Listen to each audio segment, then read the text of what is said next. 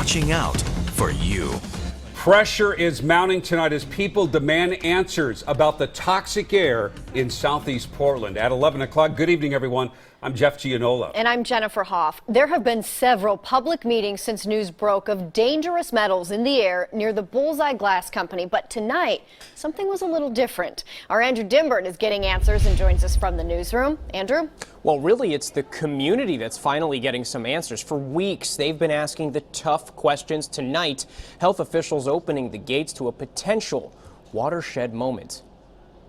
This is an upswelling of activism, and I think it may change things. Health officials responding to a growing contingency, demanding answers. That's what I want to know. Among the information to come from tonight's meeting, an advisory to anyone living within a 1/2 mile radius of Bullseye glass to not eat any homegrown produce from their own gardens. But experts did deliver a bit of reassuring news. When we looked at the neighborhoods around Bullseye glass, we found that rates of bladder cancer and lung cancer were not any higher than would be expected. So just how were these glass companies able to emit toxic levels of metals into the air?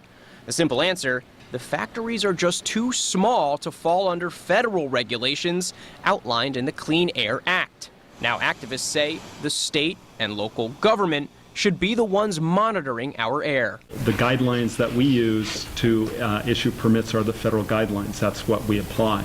So a lot of facilities that do not meet the threshold for certain constituents do not require permitting or certain kinds of technology around permitting. That's what we've been implementing in Oregon. Now the EPA is getting involved. Bullseye and Euroboro Glass didn't break any rules or laws, which could point to a systemic problem for niche glass manufacturers around the country.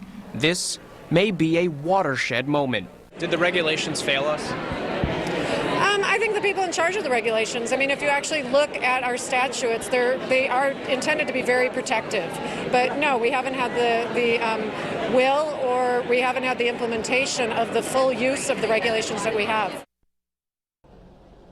Now, when the Q&A portion of tonight's meeting opened up, almost all of the questions seemed to center around school children and safety. Can they play outside and be safe? Health officials say right now there are no threats to children's health, but suggested that kids should be washing their hands after playing outside more often than they normally would. Jennifer, Jeff? But once again, you can't eat produce from your garden. No eating that within a 1.5 miles of Bullseye glass, Andrew? That's correct. Okay.